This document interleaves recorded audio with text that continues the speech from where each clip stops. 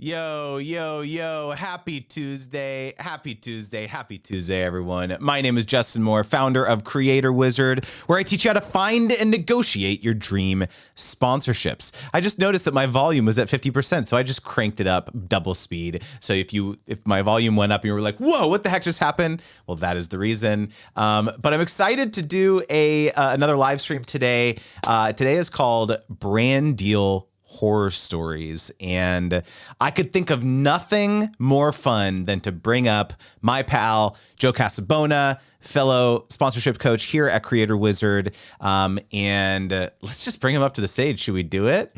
Joe, what's up, my man? What's up, dude? I heard the intro. I was tweeting that people should tune in. I'm like, I better turn around real quick. No.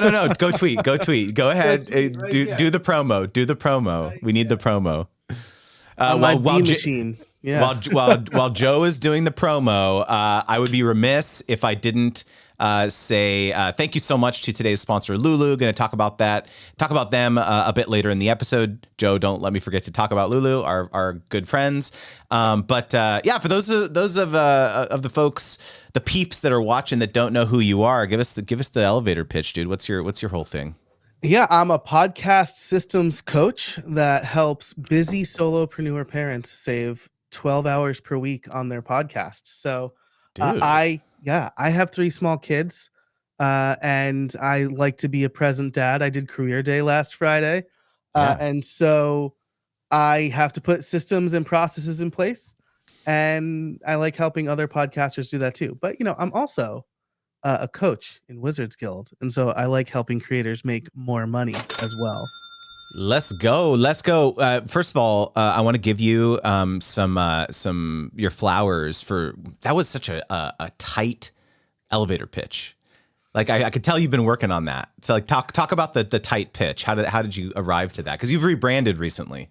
Yes, I did. So I've been really bad at this for a long time, right? Like one of the things I was in this is a different type of horror story, but I did a business plan competition when I was in college, and I hated like every minute of it. But like I started getting advice then, like you need an elevator pitch, 30 seconds, tell people what you do. And so I never really prescribed to that, but I did think of this one when I rebranded my podcast, and I'm like, this is perfect. This is me. This is what I can do. And so, I've been working on it for a long time. I got my perfect audience and exactly what they benefit from if they work with me.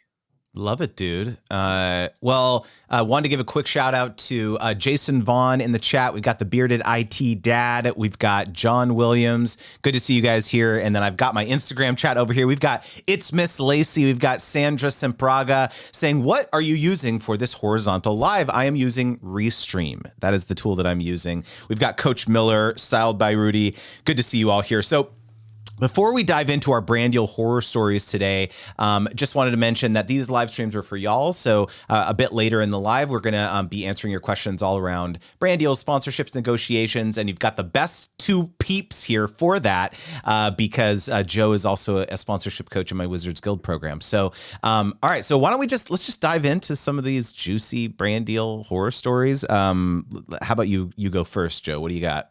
All right. Well, I'll start a little bit slow, right? And this one was a brand a few years ago who they were a big name, they were a big get, they sponsored a lot of podcasts, and so I wanted that to have their logo on my pitch deck, right? And be like, "Hey, right. These guys have trusted me." And so they did it strictly based on CPM, cost per mille, or that's basically a set price per 1,000 downloads. I don't sell on that because I have a small but mighty audience who's very dedicated. And so it just doesn't make sense financially for me to sell that way. But I was like, you know what? I'll make an exception. Their contract had make goods, a required minimum number of downloads. And I was just so gung-ho that I just kind of agreed to their contract. Didn't read it as carefully as I normally would because I wish I was a lawyer, or at least that I played one on TV. And I was like, no, this will be fine. And so I got way less money than I expected. I oversold one of my episodes, and I got like the only bad comment I've ever gotten about my show, or maybe one of two, is like too many ads, right? It was like a Mm, 40-minute mhm. show with 4 sponsorship reads. Um, and then I didn't hit that minimum, it was like a summer slump. And so I would either have to run a make good or just like not get paid, because this was the other thing. They wanted to pay me after the fact, and I always get paid up front for the sponsorship ads. Um, most of the time. And I ended up just saying, like, you know what? You got 3 free ads from me. Like, I don't even pay me. I don't want to do the make goods. So, it was like, But can I still use your logo on my deck? yeah, but can I exactly. So there, the logo may or may not still be on my pitch deck. They paid me for one. I think I did a make good, but Mm, then like the last two, I'm like, the other thing about it was like, even though I told them that these were like pre-read, baked in ads, they weren't read live during the recording, they would constantly email me and be like, "Hey, you read the wrong copy." And I'm like, "No, I didn't. I read the copy you sent me when I read the ad." Like, and so I was just like, this is a nightmare. So I'm like, you know what? It's like the deliverables were maybe not as clear as I mhm, could have made them, right? Or like I was dealing with a lot of people and they didn't all get the memo that like I recorded my sponsor spots like a month ahead of time. mhm. Um and so I just like, it was lost income. Um but lesson learned, right? I need to um the big brands that are exciting to work with probably have really strict or at least like well-oiled contracts, and they know what they're doing, and they normally sponsor a different type of podcast. Justin's being really still. So I'm gonna share something with you in case this is what happened. Justin shared with me that his internet might get cut off. Um, and that we hoped it wasn't during the live stream. And since he is not commenting and being really still, I'm assuming that's what happened. So what I'm going to do, my friends, is vamp a little bit while Justin can get back. Um, I'm going to check my texts and messages to see if he gets them to me.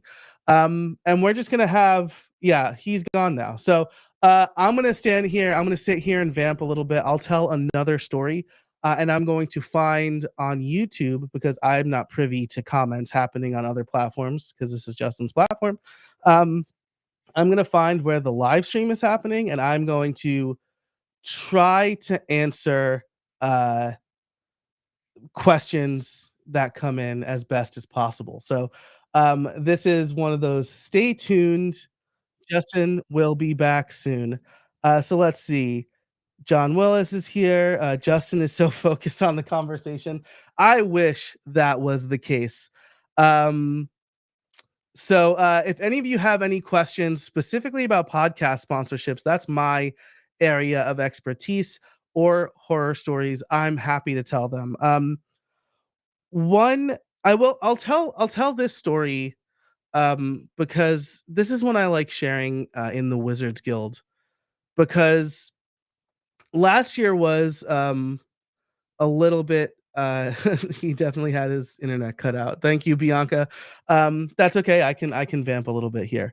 I am sorry to the folks on the other platforms. I may not be able to see your comments. I'm here on YouTube and I have Twitter up in the background. So sorry if I'm not getting to your questions, but um let's see. So Fat Tested Travel, Jason Vaughn says, do you have a contract to start with? This is a great question. So I have what I call an insertion order. This is something I've been podcasting for over 10 years. And when I got my first sponsor, which was like very shortly after I launched, I didn't really know what to do. And so I just Googled like radio ads, right? Or podcast ads, and an insertion order came up. And so that's the one that I'll usually work with. It's a really simple agreement. I should also say I'm not a lawyer. I think I just said that. I'm not a lawyer. I don't play one on TV. So I wouldn't consider this legal advice, but this is what I do. It's a pretty simple, like one sheet thing that says who the agreement is between the publisher and the advertiser. and then the deliverables, the price, and the dates. And then I also have like payment terms. Like I prefer to be paid ahead of time because I have a limited amount of ads I sell per episode. Um, and if if someone ghosts me, then that's like extra lost income, right? And so that's flexible depending on the packages I put together. But that's generally what I'll use. If a brand sends over their contract, I will review it. But again, it should be really straightforward, in my opinion, with deliverables for podcast ads. We're not really talking about usage rights or exclusivity. Well, exclusivity we are talking about, but like usage rights or paid ads. Though I will say, I think it was Peak Design used like an audio only clip for repurposing, which I thought was really interesting. So that's where I'll start. And I'll also, if a brand has a contract, I'm happy to look it over and make sure that that's within my terms. So if it's really big and I don't understand any of it, I'll send it to my lawyer, which I strongly recommend that you have. Let's see. I would much rather try to sell dynamic podcast sponsorship on my audio version, but it seems like no brands ever want to do that. Do you have any advice? This is from the Bearded IT Dad. Love that, by the way. Also, where can we find you? Oh, that's a really nice question. Thank you. I am Jay Casabona on most social networks. I am also at casabona.org. That's where you can find all of my stuff over there. So thanks so much for asking. So I personally don't recommend dynamic sponsor ads for a couple of reasons. Well, I mean, maybe you have a really big podcast. But for my podcast, which I get, well, since Apple Podcasts have changed their metrics, it's about 20,000 downloads per month. Oh, Justin's back. I get about 20,000 downloads a month, so it doesn't behoove me to sell dynamic or CPM ads. So I do recommend selling them as baked in ads because you'll get a little bit of value. You can package them more. One of the big selling points for me is that they get like a forever logo on the episode's page and a mention in the show Hello, notes. hello. I cannot hear you. Chaos. Justin's back. This is because I'm here. This is like the chaos stream. So if you are looking to sell dynamic ads, I would strongly recommend there are a few services that you can try. I'm an ambassador for RSS.com. I know that for bigger podcasts, we sponsor or we partner with a dynamic ad seller. Megaphone does dynamic ads, and Podcorn is another one that I think will do the sale of your inventory for you. So I think it's most of the time, unless you're stuff you should know or like a Wondery podcast, it's going to be more financially beneficial for you to sell directly. So let's see. Jason Vaughn is saying, what is your podcast focus and how do you find brands in the focus and adjacent to that focus? Great question. So for a long time when I first started, my podcast was focused on development. I was a WordPress developer for 20 years before I moved fully into the podcast space. And so I would find mostly hosting companies because that's where the money was. And I know that they were always trying to reach developers. And the way that I would usually do that is by looking at conferences in my space and seeing who was sponsoring those conferences, because I knew my audience was very aligned to those conferences.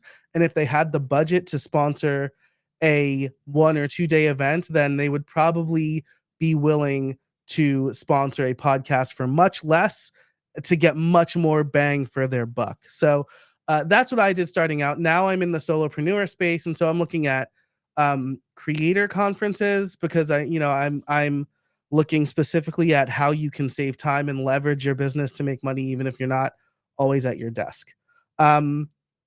So let's see. I know Justin is in and out. Man, you got to get that 5G. um, so let's see. I'll keep until we have Justin more reliably here. Oh, I didn't mean to do that on purpose. Until we have Justin more reliably here, I can keep answering questions. What is the difference? John Willis says, "What is the difference in paychecks between 1 to 10 subs and 10 to 50K subs?" 1 to 10K subs and 10 to 50K subs? Or is it all based on how effective and competent you are at delivering valuable content? It's really that. Yes, like 50,000 subscribers. And I'm speaking mostly in the context of podcasting here. You can have like 100,000 views and like only like 1,000 dedicated listeners. And so it's really about, how you're packaging and bundling things. So for me, I noticed a dip last year in ads. Like nobody wanted to sponsor podcasts last year. At least nobody wanted to sponsor small podcasts last year, I should say. And so something I'd been doing for a while, but I really leaned into last year was bundling the podcast ad with a newsletter and a video. So on my YouTube channel, because even if the YouTube channel doesn't get a lot of views, the type of videos I do are very tutorial like, very feature rich. And so that's very reusable or shareable content, at least, where I would do a YouTube video and then in the ad read, I would reference the YouTube video and say like, hey, if you want to see my favorite feature in action, you can go over to the YouTube channel. The link will be in the show notes. And brands really enjoyed that. TextExpander, I was able to get, another campaign out of TextExpander because we switched to that model and it was really effective for them and they really liked that. So it does really depend on the type of content and value you're delivering. I think, if you have 2,000 engaged subscribers, that's going to be better than 50,000 unengaged subscribers. Justin's running dial up. Jason Vaughn, what is a dynamic ad? Great question. If you listen to like bigger podcasts, you might notice that there'll be non-host read ads. I'm not saying that's a dynamic ad, but it most likely is. And so if you listen to that same episode in like a month or 3 months, right, that ad might be different. And that's because those ads are being dynamically inserted, which means that they're not recorded in the episode. They're added later with technology, similar to how YouTube and their ads work. So that kind of ad tech does exist for podcasts. Megaphone, which is owned by Spotify, was a real pioneer in that space, and they do that a ton. You'll probably see most of the big brands doing it that way. Justin finding the best place. This is like a really interesting game. This is like Saw 10. Where are you in your house? So Bianca saying Justin more reliably was too good. Thank you. I've been doing it all. Bearded IT guy. I've been doing it all with Buzzsprout and doing it. It's an add-on package deal to increase the amount. Nice, very nice. Love the idea of going to conferences. Emma Cruz is here, a legend. How can you keep it together? A good live stream with Justin the family disappearing. Well, Emma, I'm akin to distractions with 3 small children running around my house. So, and also, this is like the magic of live, right? This is technical difficulties happen. I once did a live stream back when I was in WordPress of I was going to live upgrade my site to a big new like breaking changes version of WordPress. And it just completely crashed. And I spent the whole live stream troubleshooting. And I'm like, well, this was a total failure. And I got a ton of feedback from people going, thanks so much for this live stream. Even with all the problems, like you kept it together. And it was really cool to see how you troubleshoot things. And so, learning kind of to roll with the punches, you get that from getting your reps in. Sarah joining a few minutes late, but hello everyone. Sarah, I am not Justin. Justin's internet company shut the internet off at his house, which is why he's just kind of popping in here like the Noid from the Domino's commercials. So I'm Joe Casabona. For anybody who's joining now, there are some technical difficulties out on the West Coast, and here on the East Coast, everything is, knock on wood, fine right now. I am a podcast systems coach. I'm also a coach in Creator Wizards Guild. And so I am here. We're telling horror stories. I'm answering questions. So if anybody has any questions about podcasts, podcast sponsorships, automation, I'm happy to answer those. I create content for plus size travelers. Oh, wow. I could probably use your content. And that is a touch controversial for some brands. Any tips to overcome that? You know what? Well, how deep are we into this? We're about 20 minutes. Okay. So Jason, I am going to answer your question, and then I'll talk about Lulu because I love Lulu as well. So this is a really good question, right? It's a little bit controversial for some brands. I would say that there are brands that are focused on folks kind of plus size travelers, right? And so I know one, I love the Yankees. I'm a Yankee fan. I was born and raised in New York. Even though you probably can't hear it from my accent, I try to keep it on a low burn, but it might slip out here and there. And I was getting ads for Untuck, and those like just a perfect market fit for me. Like shirts that are comfortable for bigger guys that you don't have to tuck in and they still look good.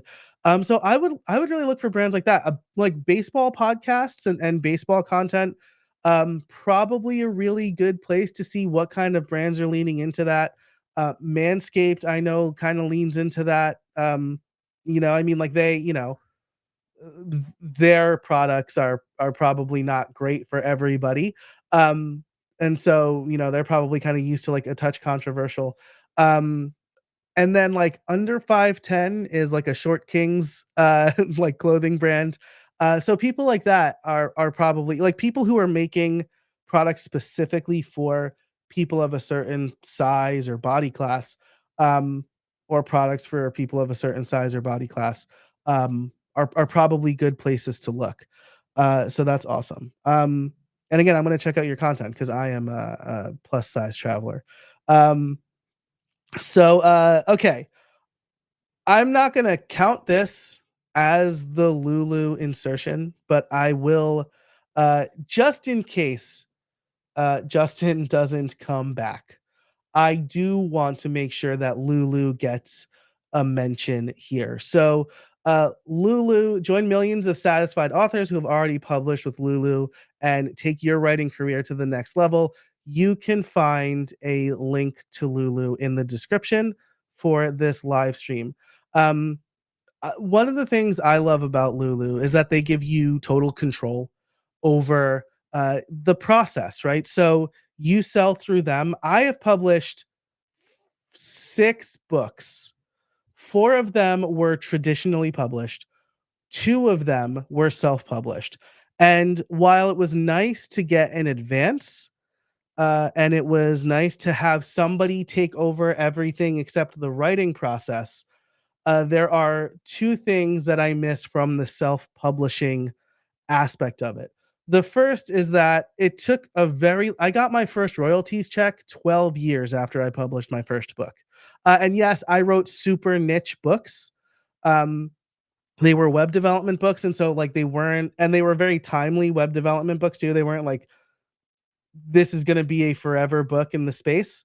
But it took a long time to get that royalties check. And so it was nice to get that advance up front, but it was probably nicer to get that spread out over time if you can afford it.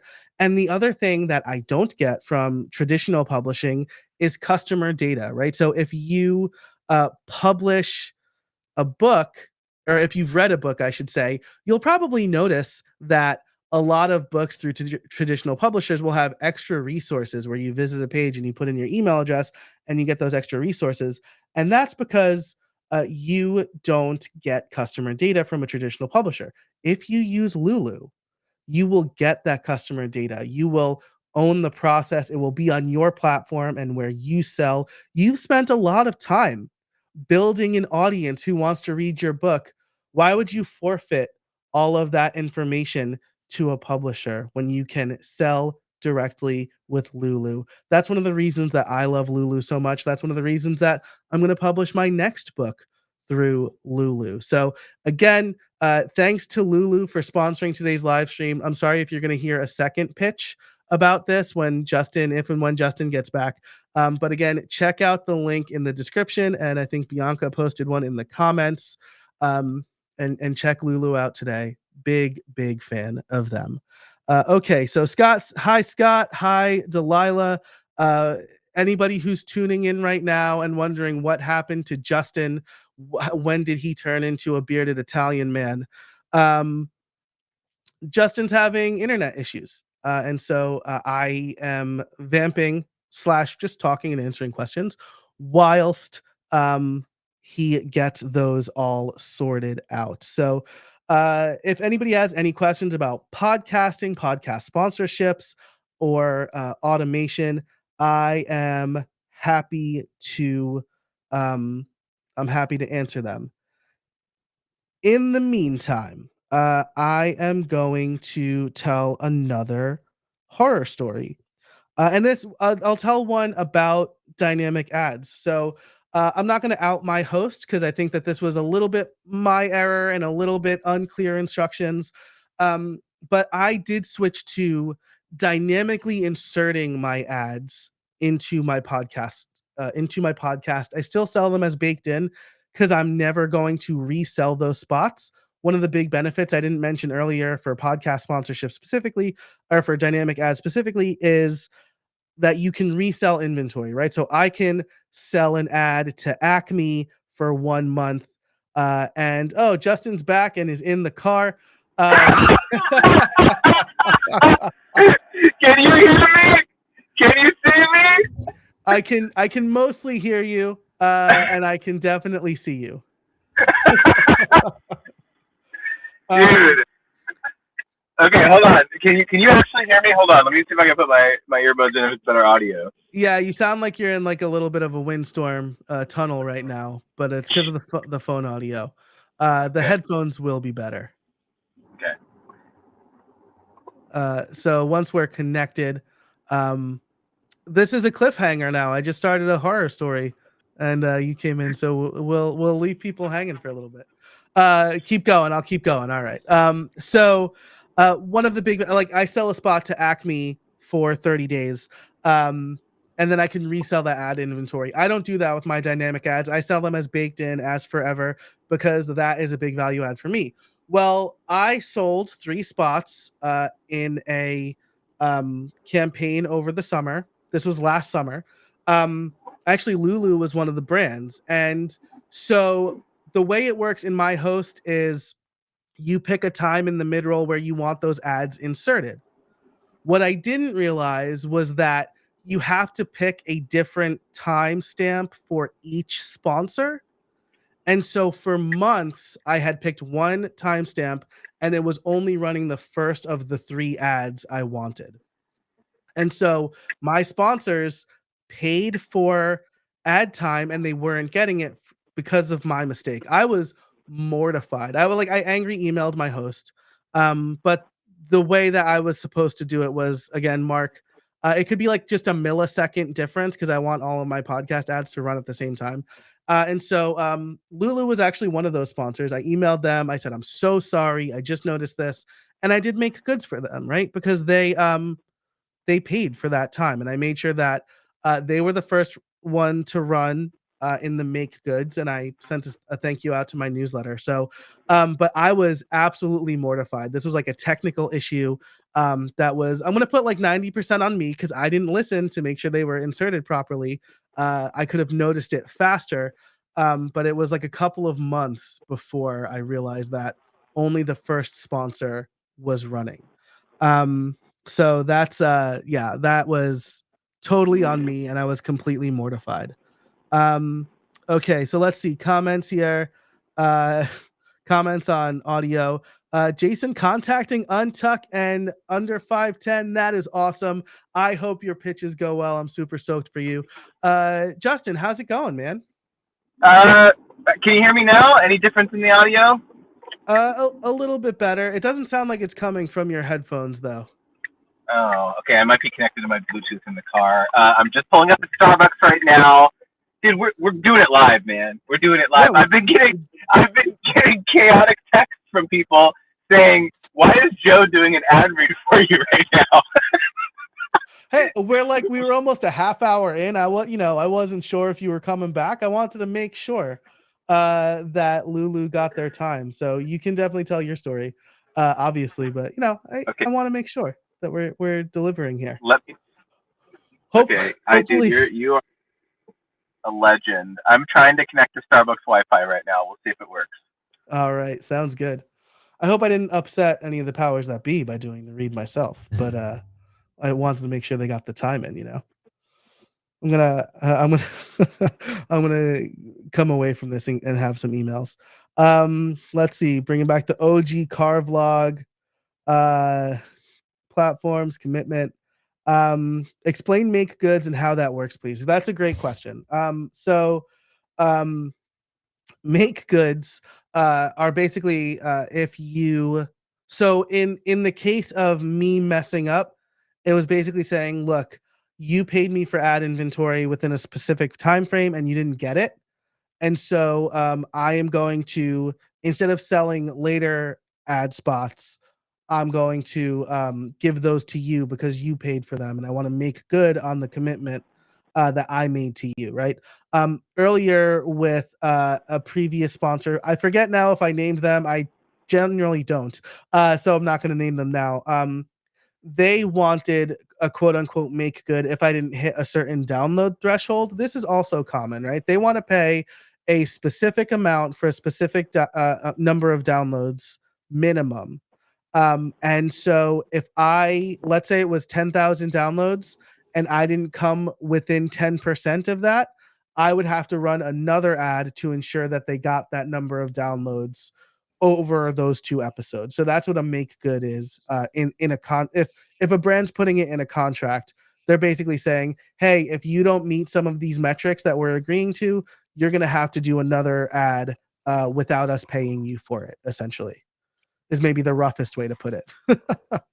I guess the nice way to put it would be it's making sure that you deliver on the promise that you made to the brand, which is why I generally don't guarantee downloads in my contracts or my insertion orders. How's it going, Justin? Are we back? Looks like maybe not. I'm really impressed that he's like able to come in and out in Restream with the layout from like wherever he like. Dude, I think the Starbucks Wi-Fi sucks. I don't think you can hear me, can you? I can hear you, but there is a considerable tape delay. It's like the recorder who's Justin, how's the weather out there? And then it's great.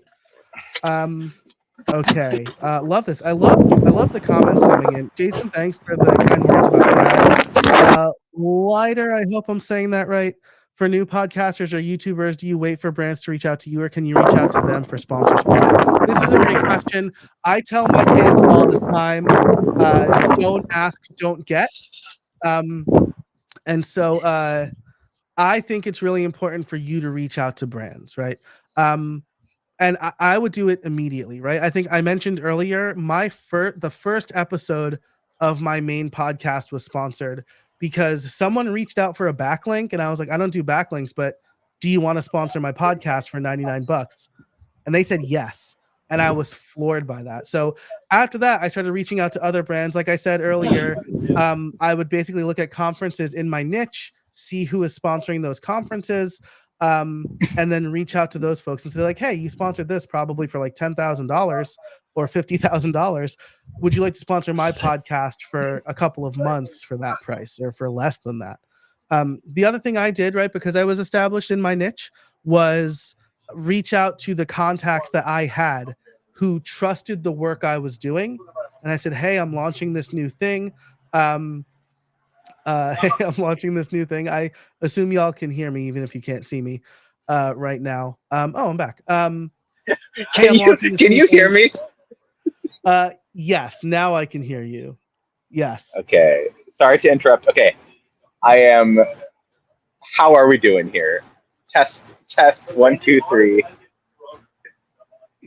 I can see you.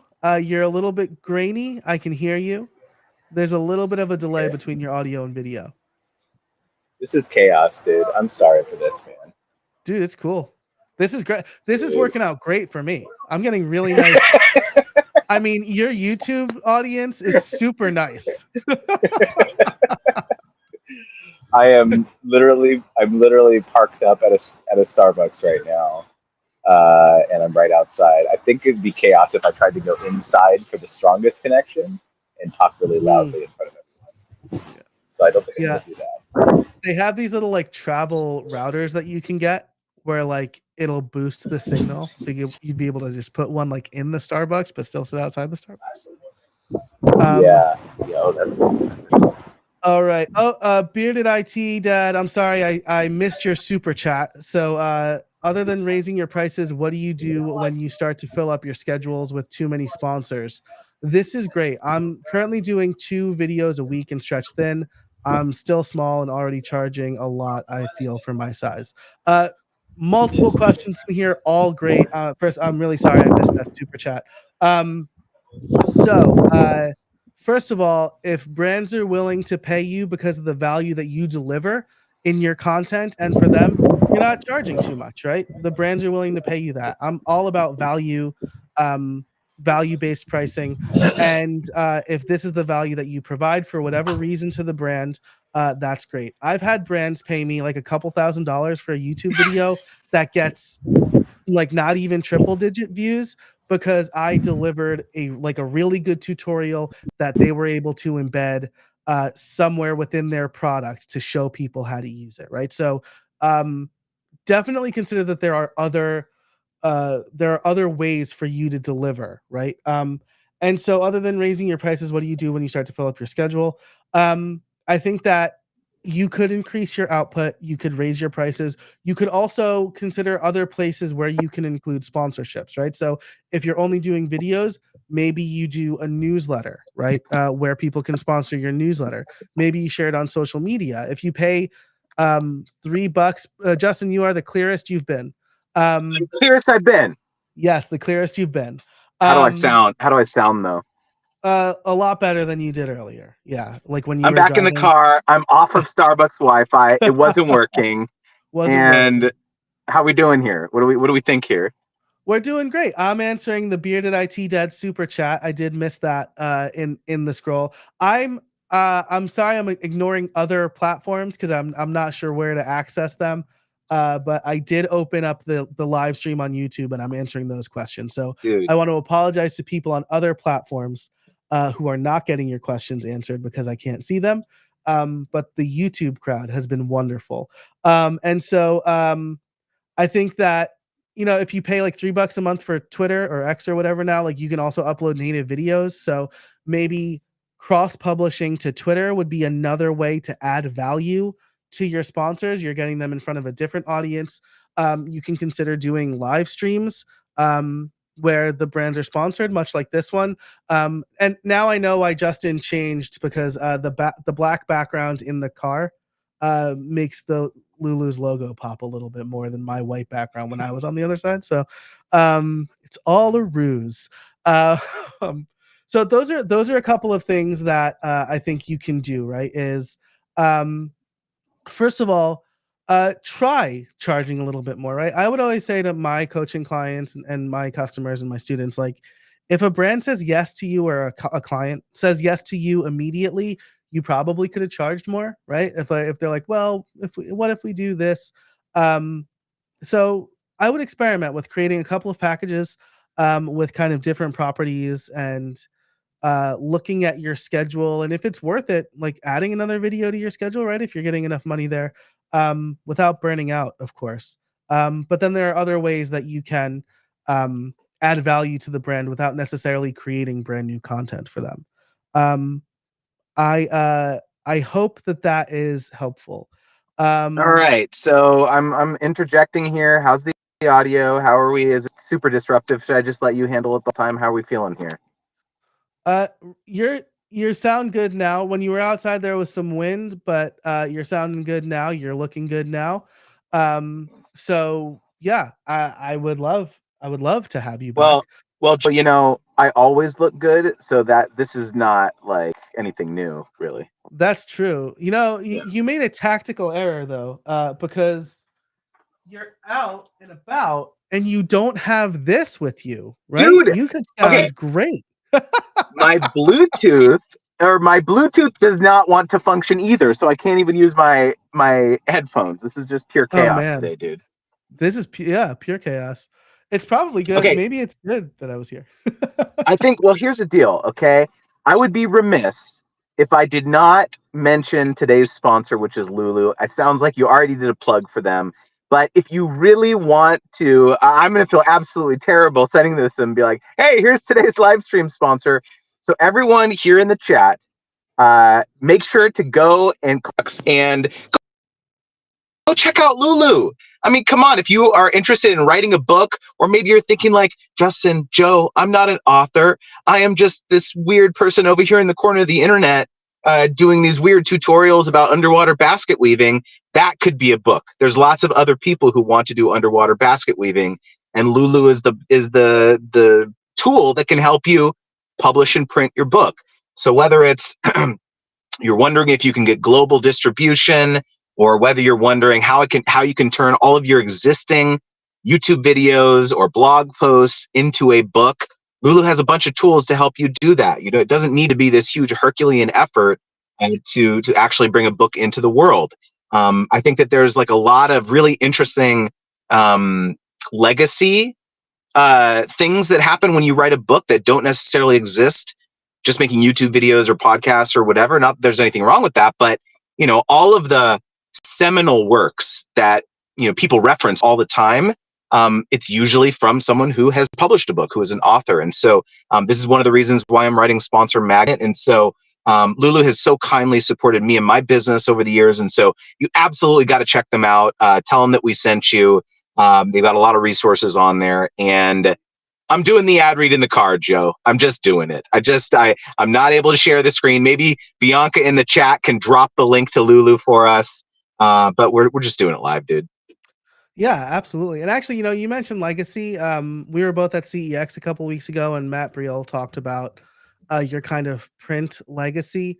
And I shared with him a story that really drove home that point, right? I mentioned earlier that I've published a number of books, and I have small kids, I have 3 kids, 7 and under. So like, just like daddy wrote a book that doesn't really hit for them, right? But we were in our local library and my book was on the shelf there. And my oldest was blown away. She was like, Daddy, I can't believe this is your book and it's in our library. And so like that, like print legacy, you know, she watches YouTube videos all the time. She's not blown away by the fact that I made a video and put it on the internet. But like the fact that my book was in her library was just amazing to her. So like there's a lot of reasons to publish, and like Justin said, like Lulu is the best.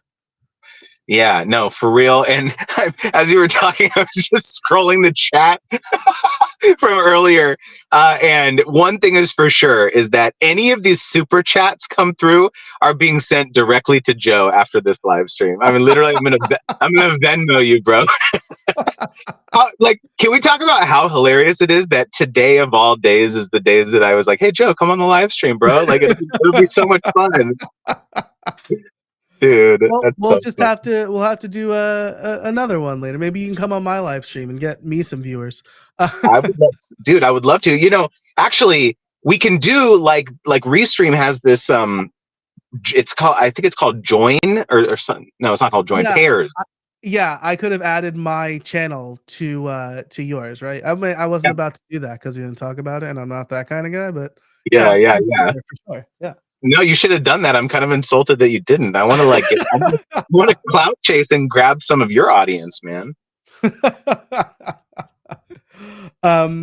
That's awesome. I talk about you a ton. Anytime I mention sponsorship stuff, I'm like, well, this I got from my friend Justin Moore. Dude. I want to just like highlight that there's a lot of really nice comments, and I like blush when people say nice things about me. So thanks to Jason, Sarah, Delilah, everybody who's saying really nice things. I did see a question from Delilah. I really want to start a podcast. What advice do you have for a beginner? Is it cool if I take this, Justin? You take it. You're leading this live stream today, bro. So I think there's a couple of things to consider if you're going to start a podcast. The biggest thing for me is that you have a mission statement for your podcast. And this is not like our core values or blah, blah, blah, right? It's like, it's a Mad Lib style sentence that I have people fill out. My podcast is for target audience who have the problem of, and then whatever problem they have. And it helps them solve it by, right? And then however you help them solve it, right? 78% of people listen to podcasts to learn something new, right? Creator debates. One of the few creator podcasts I listen to, because I mostly listen to politics because I want to be bummed out, I guess. But like Justin's podcast is great because it's like stupid arguments, but they're important questions to answer. And so I learn a ton every time I listen. And I've had my mind changed as well. I mean, not on the audio versus video podcast. Whoever did the audio argument was great for that one. But I've had my mind changed. And so as you consider your podcast, I would nail that down first. Who is your target audience? What problem do they have? And how do you help them? Because that's going to set you on the right path to creating the content that people want to listen to, and it'll keep you motivated, because those first few episodes, they're going to be a slog, right? It's tough to grow a podcast organically, but if you have good content that then you can kind of share other places and share with people, it's going to be great. As far as gear, the Samsung Q2U is great. It's a sub $80 microphone that plugs right into your computer and sounds really good. Always have headphones. I have lots of recommendations for hosts, but you're going to want to find an audio host. I think Buzzsprout was mentioned here. I'm an evangelist for RSS.com. That's probably going to be your biggest investment initially. And then I would say the last thing is outline an episode. Solo episodes are really good if you're starting, because interviews are very, very time consuming. So a solo episode in your area of expertise, 20 minutes or less. Record it in Descript. It's really easy to edit there, and see if you like it, right? Do a couple of test episodes, and then if you do, upload a couple to your audio host and you're good to go. That's probably the super TLDR. I think I told y'all where you can find me, but over at casabona.org, I have lots of resources on that as well. If I was at my computer, I would do a lower third with your CTA right now, bro. But I don't. No, I don't want to touch the phone right now. I don't want to touch anything. I thought I was gonna do like my Ecamm Live virtual camera, and then I'd be able to have my own lower third. But I know that you generally do cool stuff with layouts. I didn't want to mess all that up.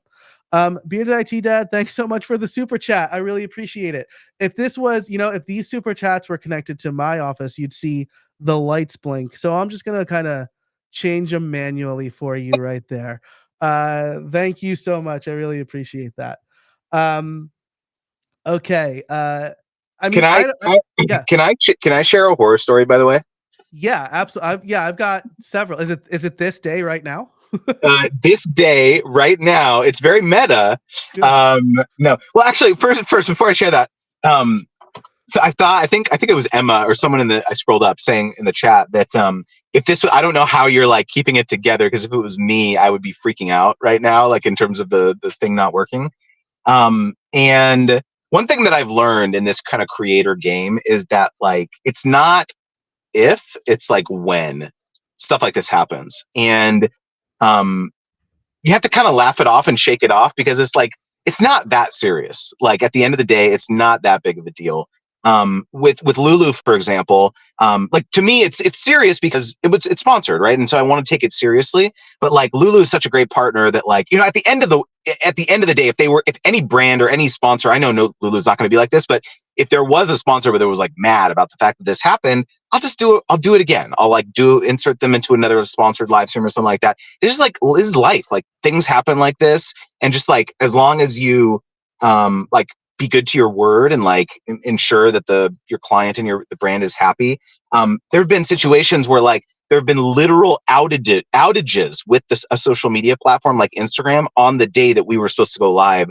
April and I were supposed to go live with the sponsorship. And so it's like, what are you going to do? It's just, it sucks. And like, there was a lot. Oh, shoot.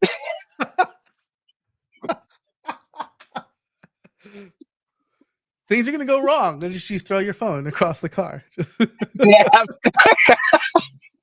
I have the like a suction mount mounted to my like GPS or like to my navigation thing. Okay. Let's hope this doesn't fall again. Anyways, moral of the story, this happens. It's okay.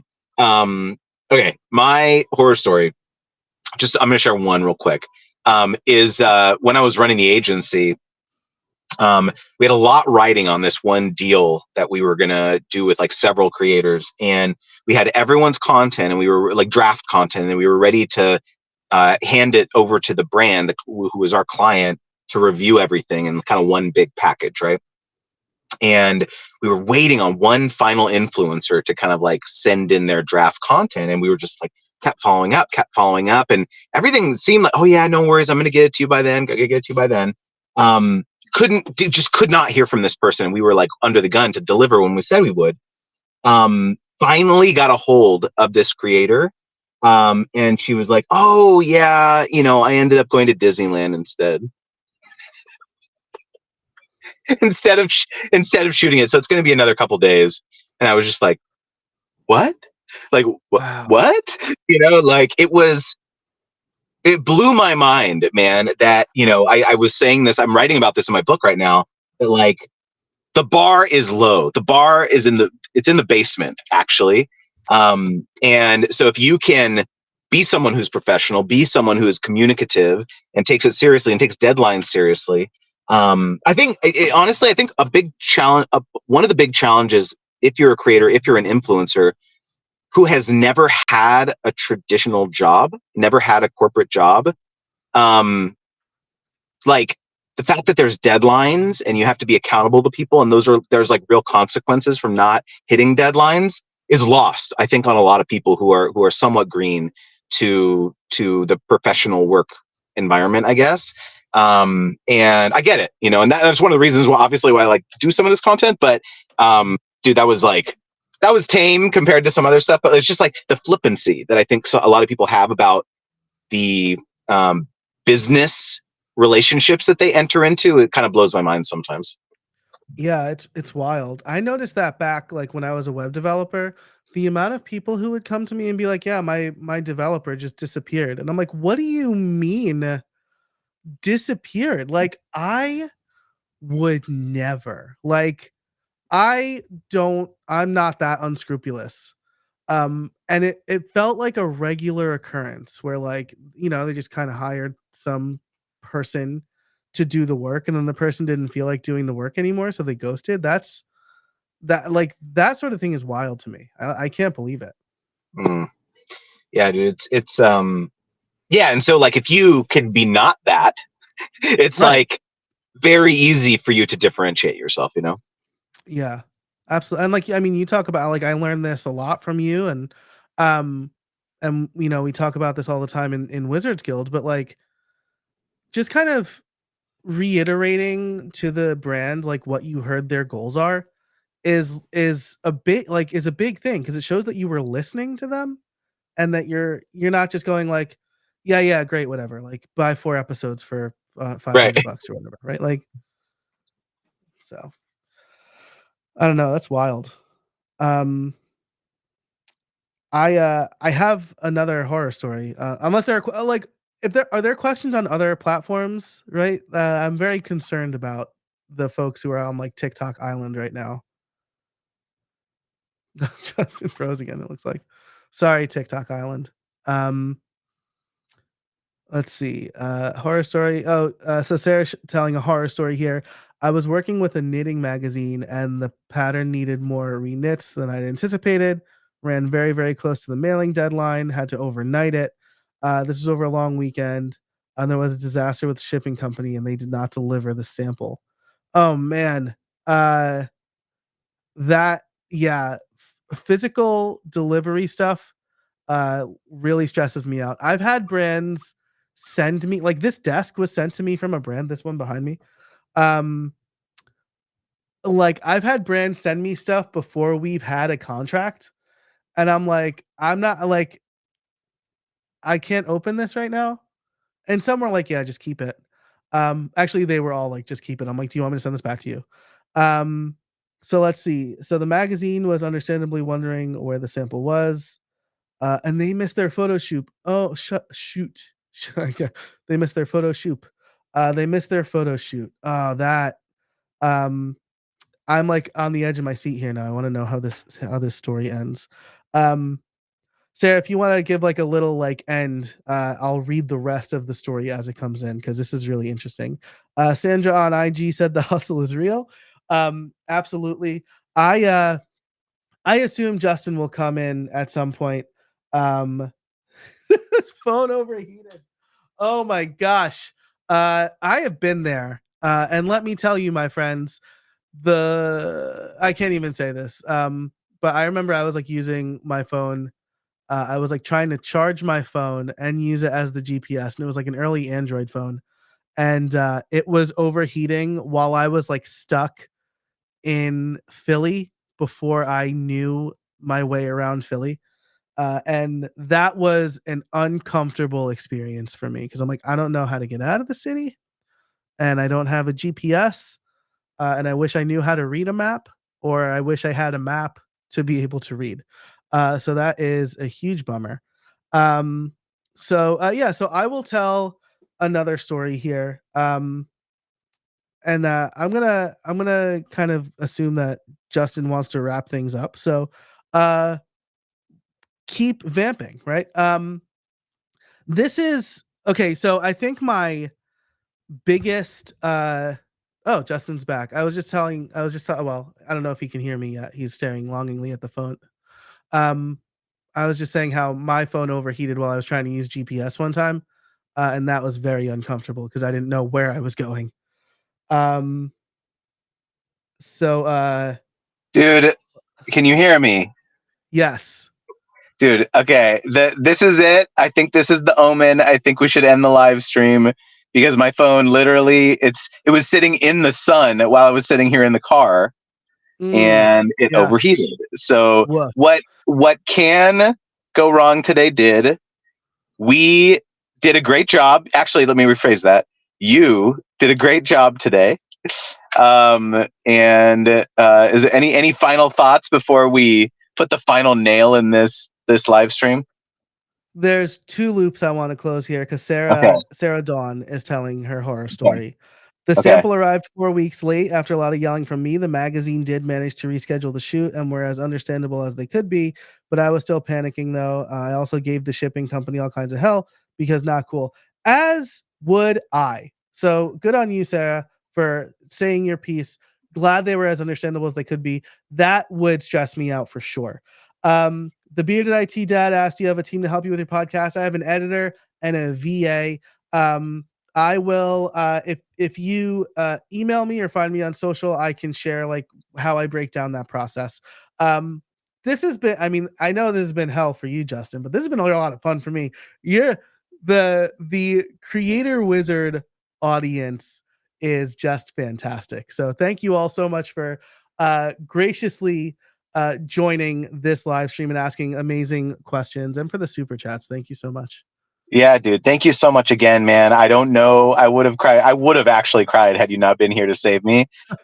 So this is actually just the dry run for me to hand the keys of the business over to you. You're going to be doing the live. You're going to be doing the live streams from now on. I think my beard just got grayer. ultimate faith in you. But thank you guys so much for all showing up. And please For the love of God, click on the link to the sponsor so they want to actually stay working with me and Joe. Yeah, that would be amazing. Thank you guys. We'll see you on the flip side.